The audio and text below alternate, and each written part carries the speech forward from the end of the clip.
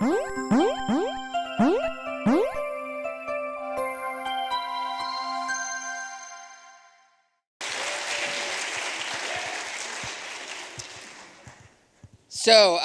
as they have in previous years, they're going to be recapping social game trends and examples over the course of the last year. And with that, I'm going to go ahead and let them get started. Thanks.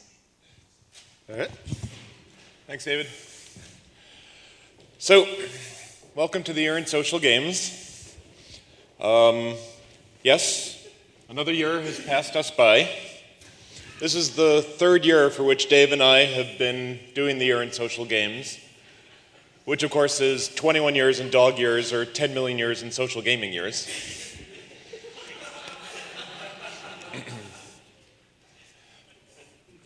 As usual, we're going to be identifying 10 trends that we've seen over the past year and showing you examples of games that illustrate those trends. But one mega trend that we noticed while we were starting to put together this presentation a few months ago was that it was a lot harder to come up with trends this year. The pace of change in social gaming actually seemed to be slowing down over the previous years that we've done this. I think this is a sign that the industry is actually beginning to enter a more mature phase. When we started doing this talk, social gaming was like a precocious young toddler. And then last year, social gaming was like an eager pre-adolescent full of energy bouncing in every direction. Now social gaming is more like an awkward teenager. No longer a child, not really yet an adult.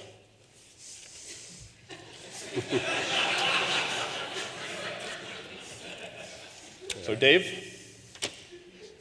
So for our first trend, we all know that the social gaming space is dynamic. It changes really fast. Some people think that the leaderboard, therefore, is constant upheaval, and that hot new game releases are the key to success. This turns out to be a myth. So last week, I took a quick look at the Developer Analytics leaderboard. Went through the top 50 apps. There were 18 games in the top 50 apps. Let me take a quick poll.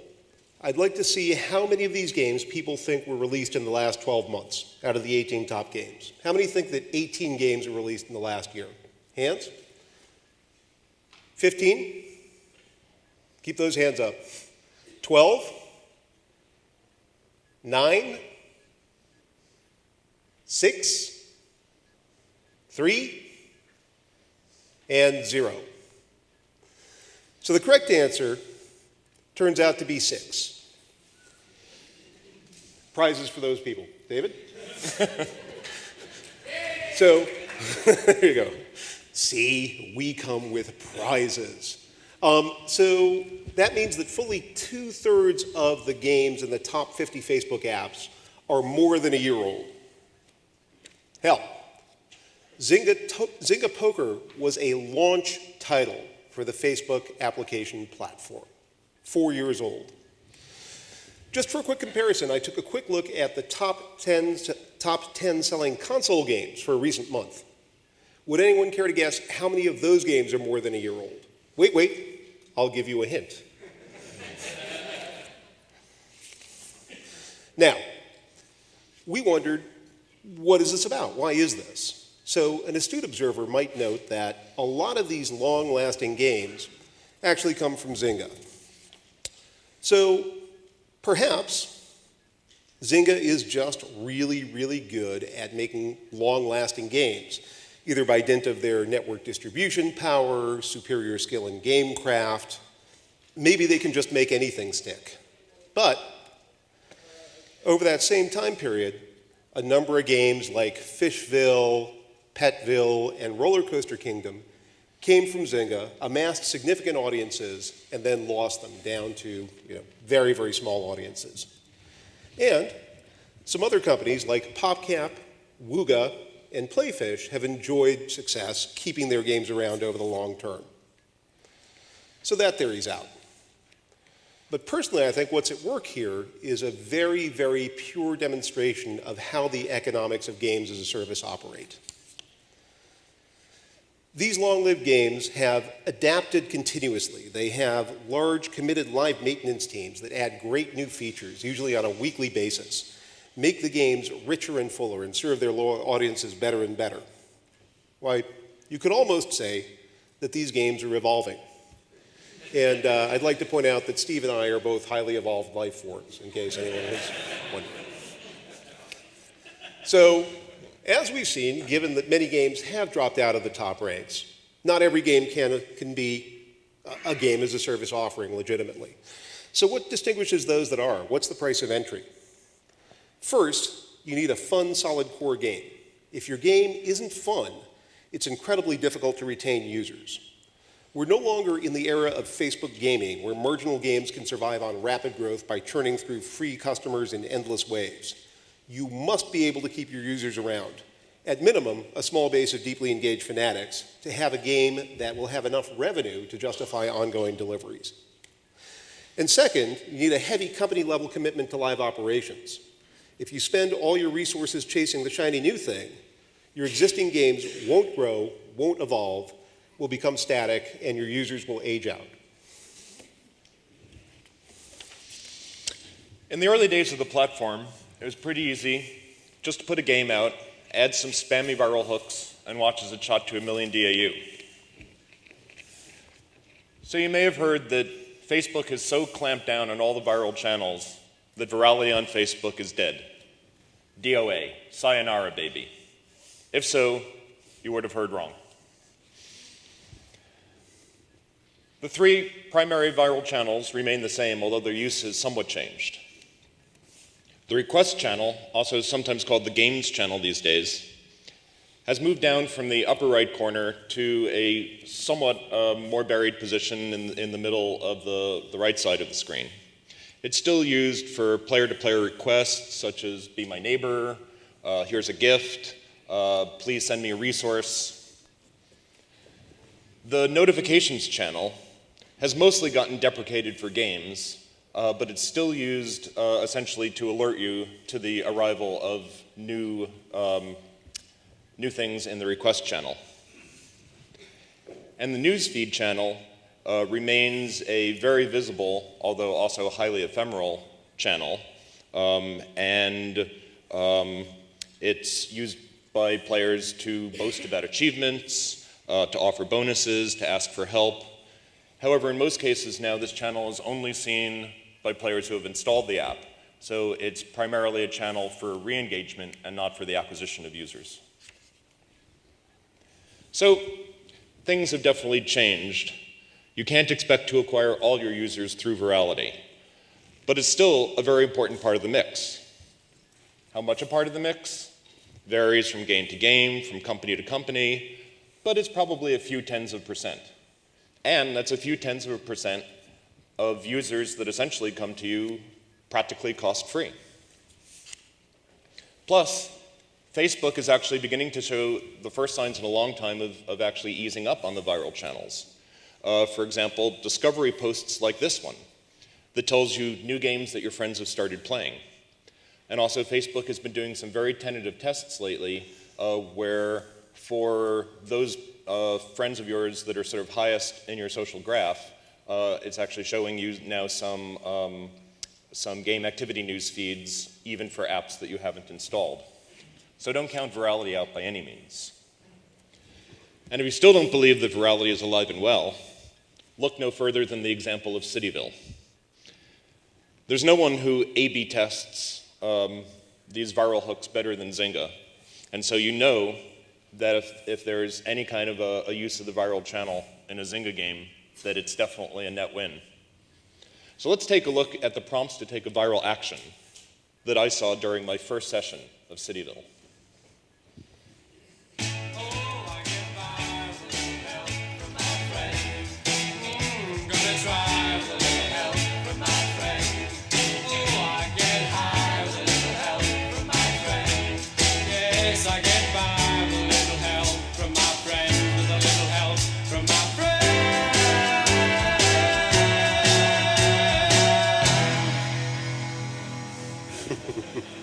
One session, 32 viral prompts in all their spammy glory.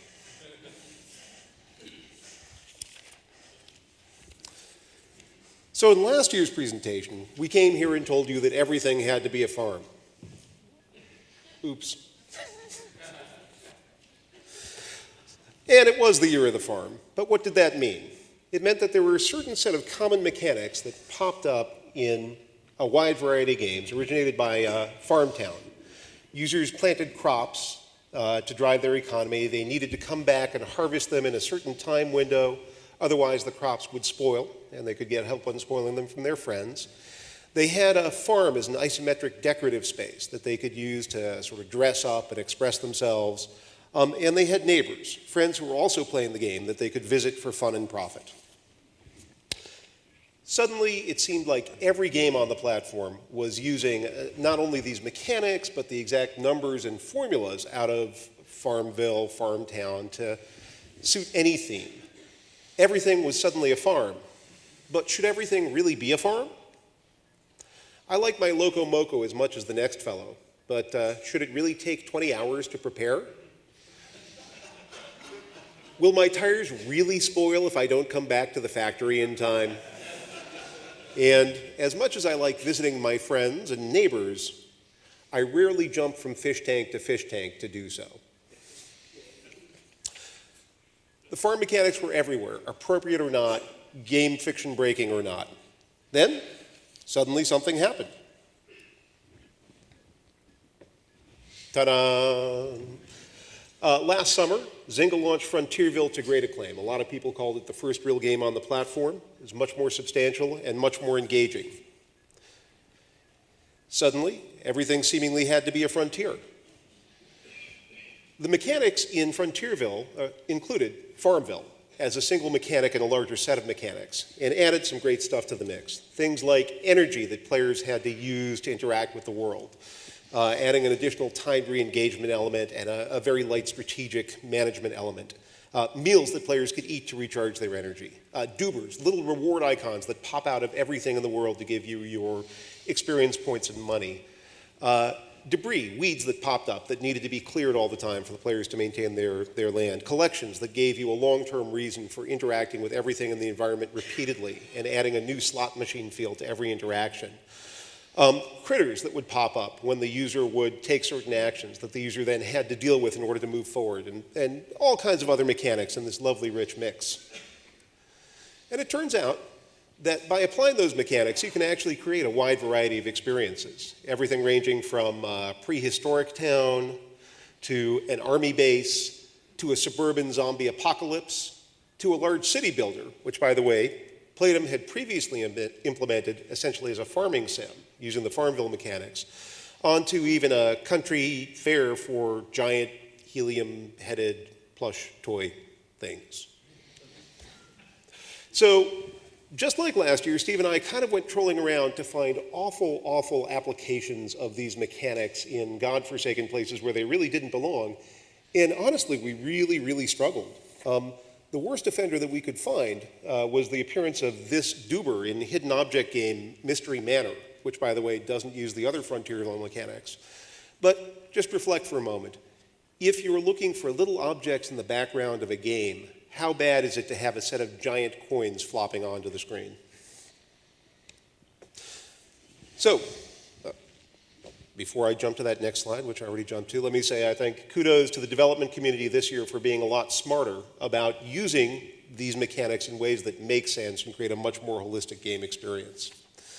So, why do developers do this kind of wholesale borrowing, grab these game systems? First of all, by starting from a known set of core mechanics, the developer's guaranteed to have a basis of fun to build off of, so they can focus on what's unique and special about their game, rather than try to find the base interactions that will drive the player and economy forward. This significantly reduces design risk and project risk. And, by and large, the Facebook audience is still very casual, and casual audiences are notoriously averse to steep learning curves in games. When someone has already invested in teaching a huge slice of the market how to play with the base mechanics of this game, you can focus on teaching them just the unique parts of your game. Steve?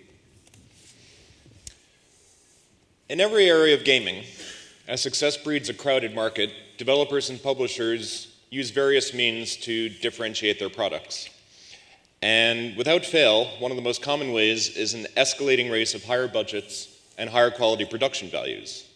This inflates player expectations, and it leaves behind companies that can't compete on this kind of new, highly elevated playing field.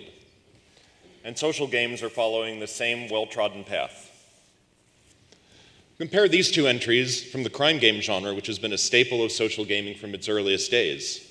Separated by a mere 2.5 years, they show the rapid evolution of the genre from almost pure text games to a highly detailed isometric play space. And compare Utopia, one of the earliest city-building games on Facebook, with Cityville a mere 14 months later. Unless that you think these represent variations between companies rather than evolution over time, check out Rock U's Zoo World and Rock U's Zoo World 2, separated by about 1.5 years. The war game genre transforms from simple map-based gameplay to beautifully rendered battle scenes. Again, 2 examples from the same company. These are both Zynga games. And looking at traditional casual genres, in just 3 years, social games have moved from simple word games to lush hidden object games. This is quite a difference in a pretty short amount of time. How can publisher behavior change so quickly? And how can public taste change so rapidly? Once upon a time, people were delighted to buy this for their transportation needs. And they might still be doing so if something better hadn't come along. This. Once something better is available, people aren't going to settle for the inferior product anymore. In social gaming, we often talk about the minimum viable product, or the MVP. The barest set of game elements that can survive in the marketplace, giving you time to tweak and polish your features, tune the game based on live metrics, add additional content and features. The problem is that the definition of the MVP has changed over time. Just like with these 2 cars, players will no longer settle for a game that doesn't have anti-lock brakes and a CD player, let alone a roof and a windshield. But the age of high quality isn't just a matter of high production values and higher visual quality. It also means a rich feature set that will let players discover new depths of gameplay as they get beyond their first week and their first month. It means polishing every aspect of the game to avoid clunky user interfaces and interminable tutorials and moments of frustration and confusion and long spells without enough reward and so forth. It means balancing your economy to keep players in that narrow zone between always wanting more or giving up for lack of progress. It means testing and fixing and testing and fixing and launching a solid bug-free product. In other words, it means doing it all correctly, and doing it all correctly from launch. But I can't afford to compete at that level. I'm poor, you cry. Well, the best thing if you can't compete on the basis of high production values and polish is to compete on the battlefield of innovation. Do something no one has done before and you'll stand out, even if you look like those games from 2009 and 2010. Look at games that have departed from the familiar, like Treasure Mania, or Backyard Monsters, or Family Feud. If you make ISO builders and business sims and blitz-style games, expect to be competing in a crowded red ocean, where you need high quality in order to survive. But if you create something that no one has seen before, then you create your own blue ocean where you swim alone. And players will come to you even if you aren't providing the CD player and the anti-lock brakes. Our 5th trend. So, in 2009 and even into 2010, many perceived that the way to Facebook riches was pretty straightforward. Take a winning game on the platform and clone it like a sheep. First, Farmtown created the farming genre. Then the massively successful Farmville emerged with a similar look and a very similar set of game mechanics. The crushing success of Farmville led to a rash of look-alike and play-alike games. Some daring developers even went so far as to put the exact same farming mechanics in a different setting, like a medieval fantasy village. The result was a huge population of Facebook farming games. Farming games were everywhere. So, how did that work out for developers? The answer is better than you might think. Every happy face up there represents a game that peaked over 1 million DAU. That's a lot of happy developers. How did that work out over the last year? In 2010, Digital Chocolate released their massively successful Millionaire City, a detailed and more intricate city-building game than the platform had seen before. And the game did quite well for them. It peaked around 3 million DAU, had a nice long run in the leaderboard, close to a year. And they decided that it was working so well, they wanted to put out 2 more games with exactly the same mechanics, precise reskins, Vegas City and Hollywood City. Both games attracted far fewer users and died out quickly. But really, how new are things? As I mentioned earlier, many games on the platform have taken a large number of mechanics from breakout hits like Frontierville and applied them to new settings. Isn't this just a fresh outpouring of clones? Happily, each of these games has managed to put in enough interesting new twists on the established mechanics to be interesting and innovative in their own right. For instance, in LawLap's Ravenwood Fair, the player is building buildings to amass fun to attract giant helium-headed furry animals to their fair to amass more economy, more fun, and scale out their game. So it's got a lightweight business sim under the hood. Cityville invites you to interact with your friends in an interesting social way through the franchise. Friends build businesses in each other's cities, and those businesses are low-cost, high profitability for both participants.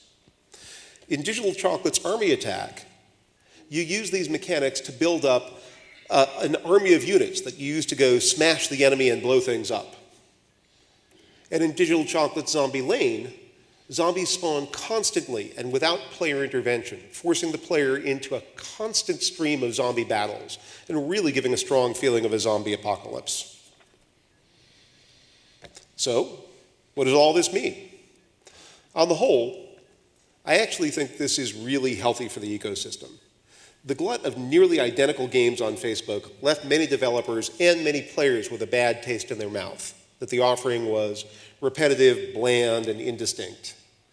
The requirement that every game needs some degree of innovation to succeed guarantees more choices for customers and a better, faster evolution of gameplay on the platform. That said, it still makes sense to learn from the best players in the business and use what works.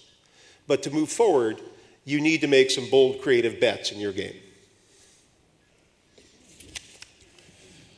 PopCap launched Bejeweled Blitz on Facebook about 2.5 years ago, and the game was a huge success, at least in traffic, if not in monetization. But surprisingly, we didn't see much of a stampede in classic casual game content being brought to Facebook until this year. PopCap themselves replicated the Bejeweled Blitz model with Zuma Blitz, another one of their first-tier IPs. Wooga achieved a lot of success with the Blitz-style formula on Diamond Dash.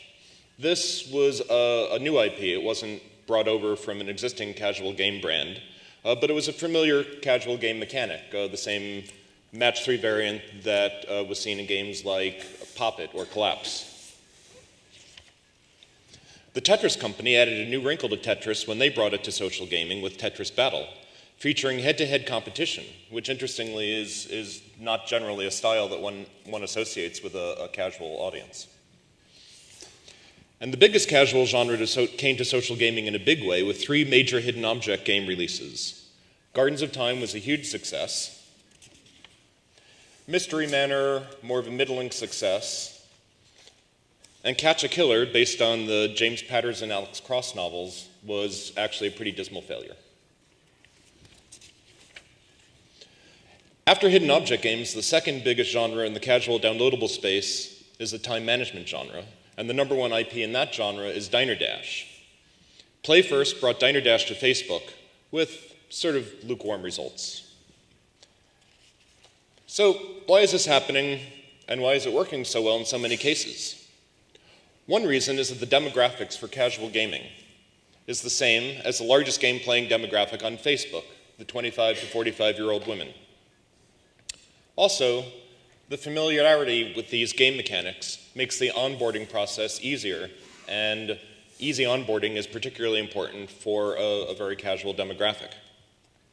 And familiar brand names like Zuma and Tetris help with user acquisition. And finally, we know that most social gameplay comes in quick bursts amid the highly distracting environment of Facebook and the internet. And these casual games are already designed for and tuned for these short session lengths. So less of an adaptation is necessary to take a game and move it to social gaming. But having a successful mechanic or a successful casual IP from off Facebook doesn't guarantee a hit. You still have to produce a high-quality game that takes advantage of all the power of the social platform.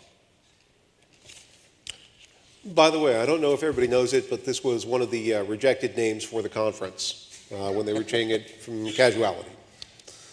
So, in 2010, this was the face of competitive gaming and conflict on Facebook.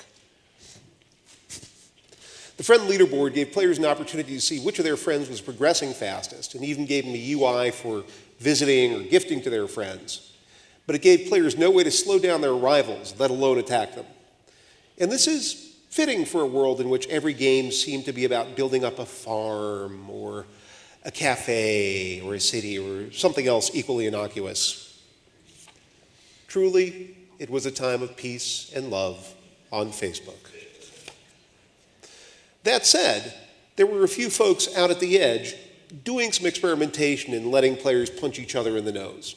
Bold pioneers like Kabam's Kingdoms of Camelot, a game of heavy military strategy and a rich and robust alliance system. Kixeye's Backyard Monsters, a game with a lighthearted monster theme and a combination of deep resource management and tower defense gameplay. And a game I worked on, Playdom's Wild Ones, the game of cute little animals with bad attitudes blowing the living crap out of each other. Each of these games did reasonably well on the platform, but none of them really killed it, each drawing between 500 and 900,000 daily active users at peak. But in the last few weeks, a veritable wave of fighting games targeted at the casual audience has hit Facebook. First, Digital Chocolate launched Army Attack, a game with strong tactical elements featuring multi-unit attacks and combined arms strategies, reminiscent of Advanced Wars and Panzer General. It shot up to about 600,000 DAU virtually overnight. Then, Zynga's Empires and Allies allowed players to build military units to defeat NPC antagonists and invade their friends' cities in a rock, paper, scissors, quick-clicking minigame. It is already well over 6 million daily active users. And my own employer, Playdom, has announced its own entry into the space, the upcoming City of Might. This is our spin on city building plus military, and it features a rich resource economy and a strong emphasis on supply chains and logistics. So, why are developers doing this? The answer is actually fairly simple. As it turns out, fighting can be extremely lucrative. Players that like to attack each other are often willing to pay large sums of money for the privilege of beating down their foes faster and better. It is truly a breeding ground for whales. And why is this happening now? Indie developers have clearly proven out the casual fighting niche on Facebook, and industry rumors suggest that these games have been very lucrative for them, with very, very high revenues per user. As growth gets harder and harder on the platform, it was impossible for the big players in the space to leave these revenues to others. In addition, many players who never played games outside of Facebook have now been playing social games for 3-4 years. They've gotten comfortable with richer and more complex game mechanics, and this lets developers deliver richer, more complicated games at a mass scale. As with higher production values, using brands has traditionally been a way for game companies to differentiate their products in a crowded market, and social gaming is also showing signs of following this tried and true path. We'll start with 2 sports games from EA Playfish. FIFA Superstars was released just about a year ago, to coincide with the World Cup. Add Madden Superstars went live a few months later as the NFL season began. Both games let you build and manage a team representing the players as collectible cards. Next, a couple of somewhat more casually focused sports-themed games from Playdom using the ESPN brand. ESPNU College Town, it's essentially a city builder in which you're building a college campus, but with a strong focus on the academic program and player versus player sporting events. An ESPN Sports Bar and Grill just released last week, so no numbers yet. Players can decorate and run a sports bar devoted to their favorite team. This bar is our CEO's bar, obviously a LA Lakers bar. Monopoly Millionaires, also from EA Playfish, adds social elements and ISO building to the classic board game. Rolls of the dice are used sort of like an energy resource in other games, and you use these rolls on your friend's board in the hopes of earning property cards, which you can then spend back on your own board to create monopolies and upgrade houses and hotels. iWin's Family Feud is actually a little over a year old, but it peaked during the past year, so I'm including it here. This game, based on the long-running TV game show, was one of the surprise hits of the year. And another use of a TV brand is CSI Crime City. It was developed by Area Code prior to their acquisition by Zynga, and it was published by Ubisoft. The game took the basic tile hunting gameplay of a Treasure Mania or a Treasure Isle and added some new mechanics and also a good dose of narrative. So the big question is, does a licensed IP help your game? Almost all the examples on this list did pretty well, but none of them did super well. So it's very hard to say because there's no control. We know how all these games did with their IP, but we have no idea how an identical game with the same gameplay mechanics and the same level of production quality would have done without that IP. It's even possible that the IP hurts more than it helps. How so? Well, what are the pros of having a brand associated with your game? It can help reduce the cost of user acquisition by making ads more effective and also by getting traffic directed from a partner site. It can come along with a batch of content, which can make development quicker and less costly. For example, in the case of Family Feud, having pre-existing survey results instead of having to create them from scratch. What are the cons? Well, there are added costs in legal and business development overhead, in the form of upfront payments to a partner, in the form of shared post-launch revenues. There can be an approval pipeline, which adds delays and can force non-optimal creative decisions on you.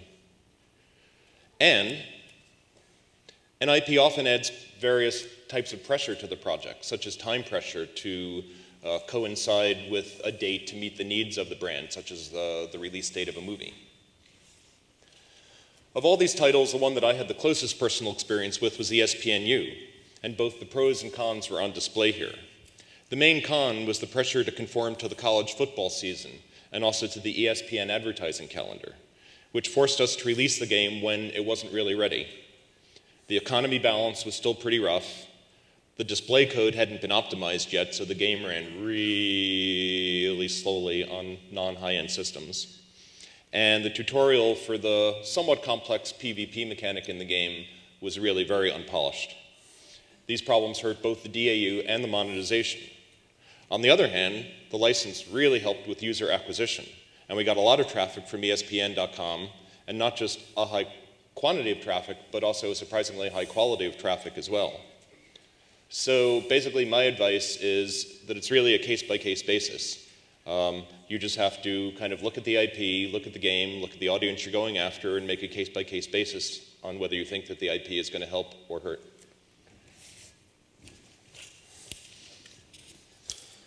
In 2008 and 2009, the text RPG was the face of Facebook gaming.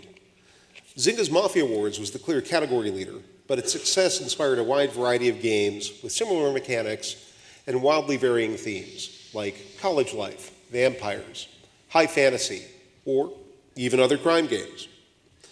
All the games had many of the same mechanics, including text-based text-based missions, say that 3 times fast, character stats, PvP fighting, a rich equipment system, and a viral component that required players to have a large number of friends in the game in order to advance. Like a dinosaur, like a T-Rex, these games dominated the landscape for a period of time. They were big and fearsome. But then, a meteor hit. In the fall of 2009, all of these games started declining. Many slowly, but all steadily and unrelentingly. For a period of time, RPGs, or at least new RPGs, seemed to disappear from the platform. But happily, they haven't gone extinct.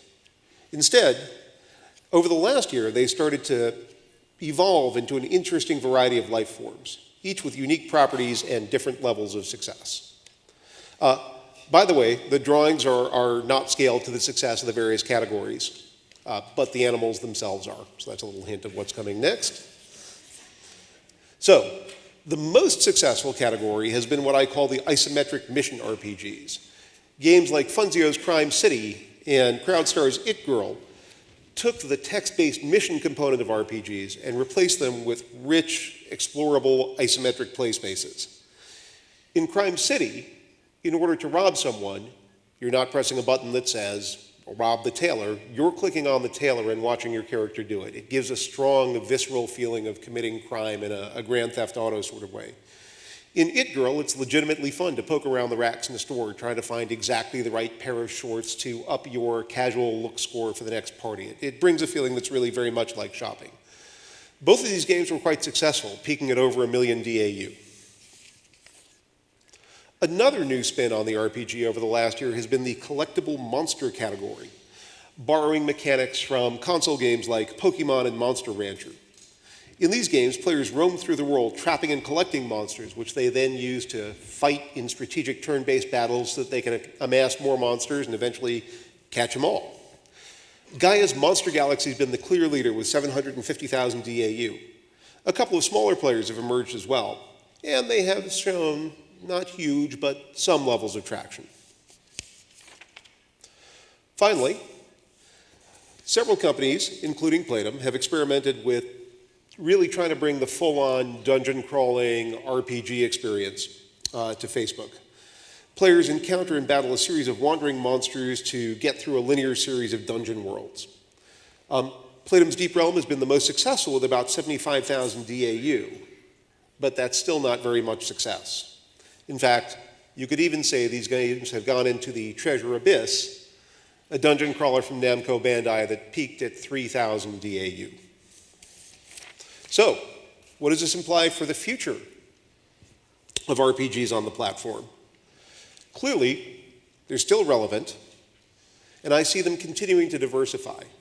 Although these are the only ways we've seen the RPG modernize and be represented in the Flash era of gaming on Facebook, it's certainly not the only way it can be done, and I think we'll see more shards. As for isometric mission RPGs, I think they have an incredibly bright future. Funzio was from Crime City was from a small independent developer, Funzio, and did tremendously well.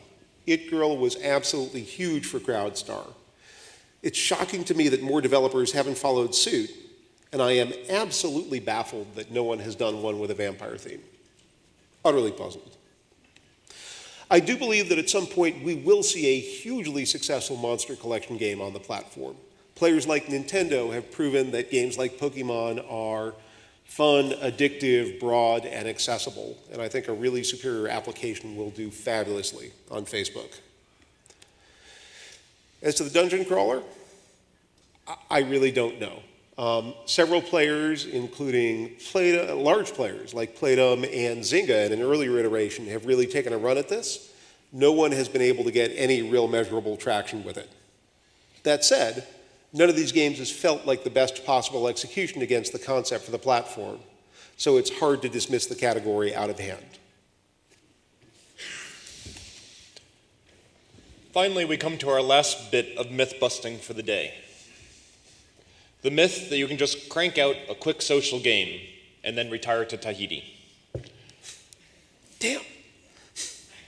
Let's take a look at some of the major players who've tried to make a go of it in social gaming and who've had a hard time of it and in some cases have thrown in the towel. PlayFirst is a leader in the casual downloadable business, and they brought 2 of their downloadable games to Facebook. The first one, Chocolatier Sweet Society, and more recently, Diner Dash. PlayFirst recently shut down their social game division amidst layoffs. Big Fish Games dipped its toe into social gaming with Treasure Quest, a daily offering of minigames, and My Tribe, a casual simulation of island life, somewhat similar to the casual downloadable games in the Virtual Villager series. Pogo released a concatenation of their web-based games similar to the Mind Jolt offering, with pretty anemic results. SOE made several forays into social gaming, including the Agency Covert Ops, a hidden object game that I already mentioned called James Patterson's Catch a Killer, and a fairly hardcore game called Dungeon Overlord, which was developed by Night Owl Games and published by SOE. They've recently closed the doors on their social gaming group. Ubisoft has had a number of social game attempts, and these are ongoing. The 3 that I show here are their offerings with the best numbers. Horse Saga lets you manage a horse stable. Castles and Company is sort of a medieval city builder. And CSI Crime City, which I already spoke about, and which is probably the closest thing to a hit among all the games in this section of the talk. Blue Fang, the creators of the highly successful Zoo Tycoon series, created 3 social games: Zoo Kingdom, plus 2 games using brands that are famous from outside of Facebook, the Oregon Trail and Carmen Sandiego. Blue Fang, which is where I worked prior to coming to Playdom, recently laid off the last of their remaining staff. How can we explain so many bloody noses? These are big companies with track records of success in other areas of gaming. But developing social games is really hard work. There are lots of moving parts, and you have to get virtually all of them correct, not just some of them correct. You need people who understand virality, and non-viral user acquisition, and retention, and free-to-play monetization, and games as a service. And you have to put it all together in a package that's polished, and oh, by the way, actually fun. If you're not prepared to do all that, and if you're not prepared to probably fail the first few times before succeeding, then it's better not even to make the attempt in the first place. I'm not going to sit up here and say, come on in, the water's fine. But I can say, come on in, and we can show you where the life rafts are and where the sharks are most likely to attack.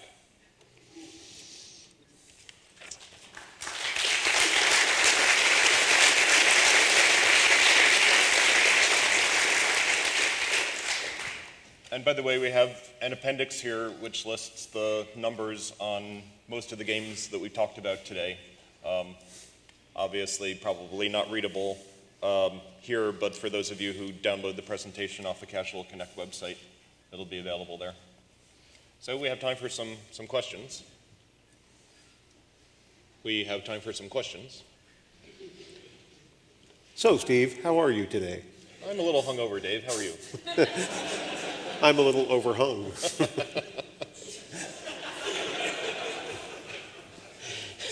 Hopefully that can be edited out of the recording.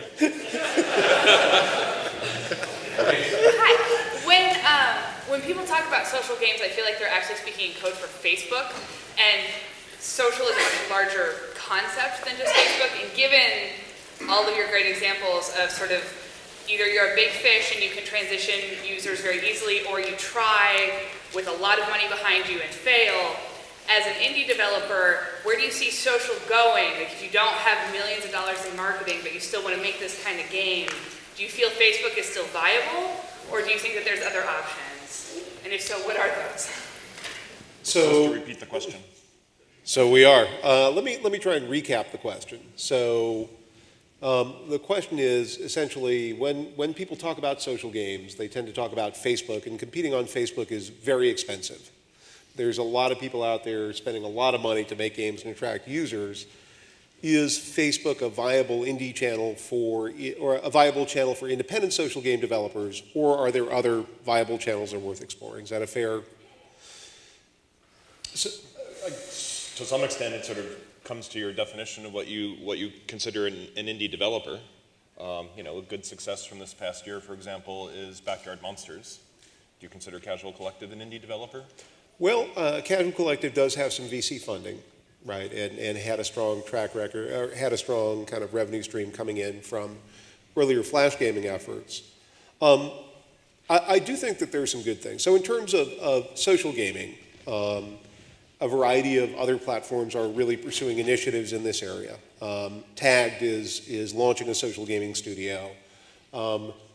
Google is, advertising for social gaming product manager and so on. So there are alternative platforms where the fields are greener.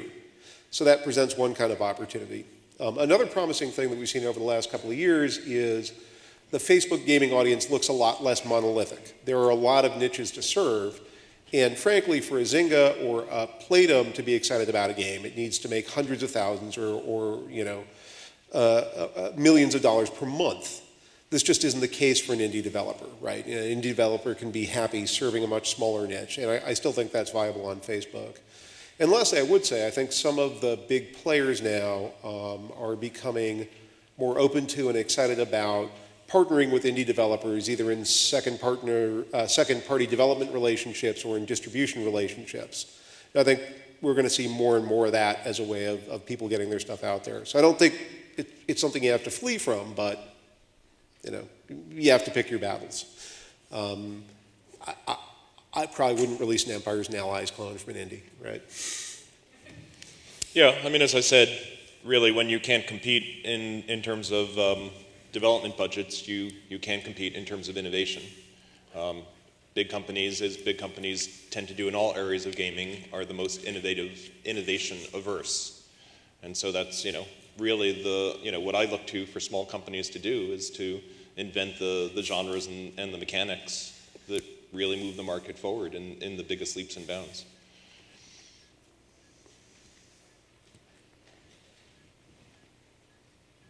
There really has to be more than one question out there. Don't force me to ask Steve how he is again. That will not go well. You mentioned your own game, Deep Realms, as being kind of a failure in the dungeon crawling category. What did you see happen with that game? What do you think Facebook players thought of it? Well, I can say, what's that? Oh, so, the question is why, why was Deep Realms not more successful, and what have the reactions of players been to it, right? What were the issues there? So I think I worked a little bit on Deep Realms early on, and I think that there are some interesting things there. First of all, for people that, there's a very passionately engaged community that plays the game and loves the game.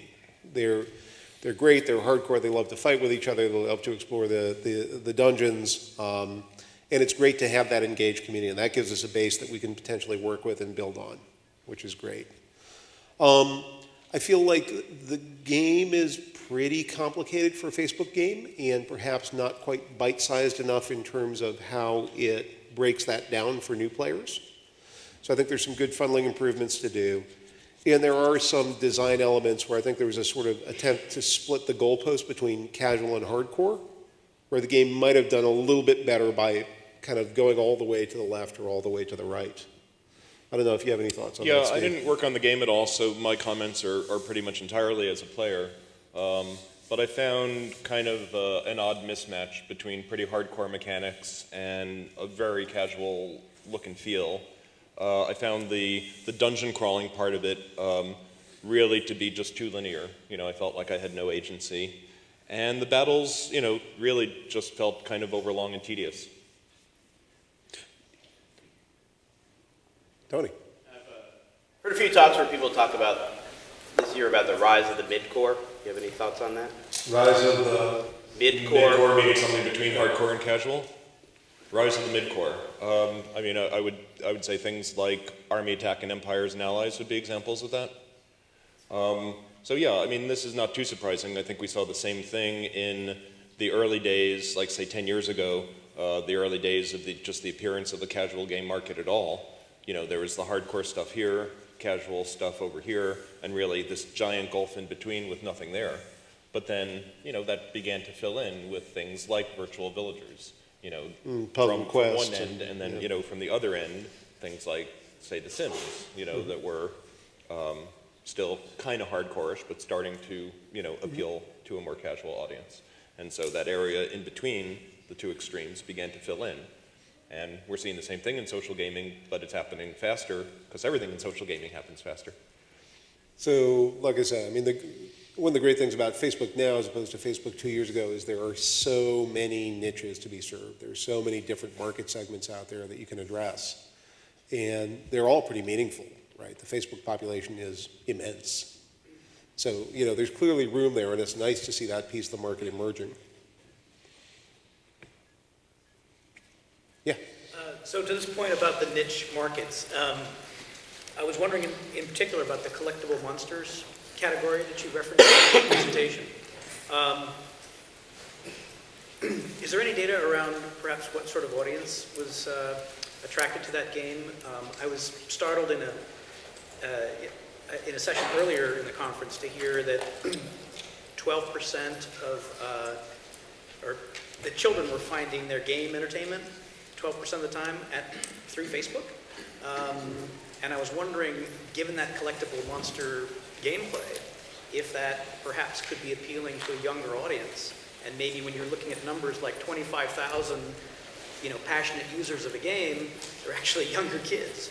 Is that a possible hypothesis? So the question I think is, are some of the collectible monsters games sort of drawing from the very youngest segment of Facebook? So kind of children and preteens and early teens. It's certainly very possible. That's not a genre where we've done any experimentation in Playdom, so we don't have any internal data to draw on, and there's not a real, sort of public source for demographics on competitors' products. So I think it's a great question for someone from, Gaia. I've seen some folks from Gaia here at the conference. I think Mike Sego spoke earlier, and he may have some data. Certainly, things like Pokemon and Monster Rancher and so on have been incredibly popular with kids. It's a great place to address them. Historically, the open web has been more of the kids' market than Facebook, particularly since Facebook terms of service require you to be, at least to say you're 13 years or older. So, I still think the mechanics are great and fun, and you do in fact have to catch them all. So I don't know if it's going to explode through a younger segment or through an older segment adopting it or even playing nostalgically, but I do think the market's there. What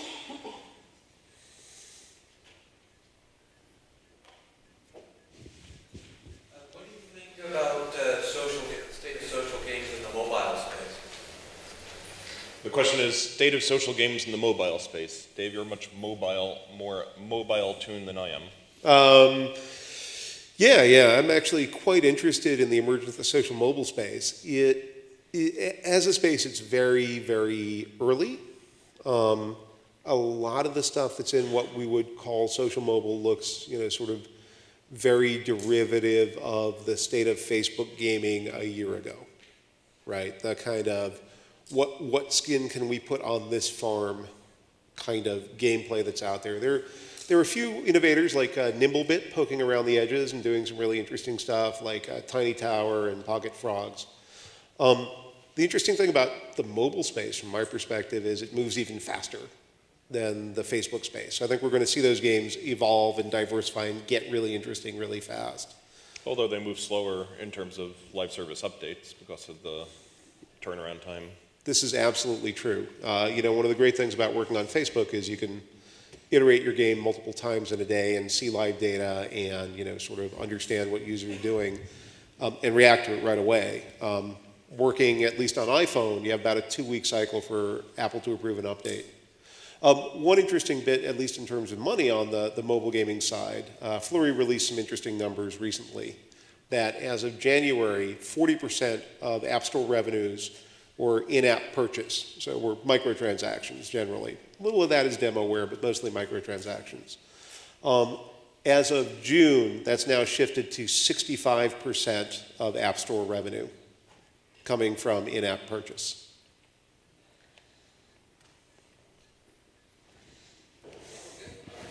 Are we done? Okay, last one. Let's make them fight each other, see, yes. I think it's fair to say that the costs to market a game have gone way up through the traditional channels of Facebook ads. Are you seeing any trends with new avenues to market games beyond that, because it's kind of hard to compete with Zynga or some of the other shopping channels? Well, I mean, the cost of acquiring users is basically it gates how much advertising you do. Also, going into the calculation is the lifetime value of the user. So if your game has a high enough lifetime value, then essentially the cost of user acquisition, becomes less of a problem for you. More of the spectrum of bidding on Facebook ads is sort of open to you for your game. But outside of sort of the traditional user acquisition of advertising on Facebook, as I mentioned during my section on brands, we had a lot of success in terms of partnering with ESPN. In general, we have not had success with off-Facebook acquisition of users in a cost-effective way. I just want to emphasize, I think that's what's driving a lot of the era of high quality is the fact that Facebook is becoming increasingly an ad arbitrage business where you need to be able to buy users for less than their lifetime value as opposed to just the sort of huge open free viral funnel business. In order for your game to be economically viable, you really probably need to be able to buy users. And so that means that you're really going to need to be able to make, a couple of bucks lifetime off each user that comes in. Whether that's realized through their direct monetization or their assistance with viral spread.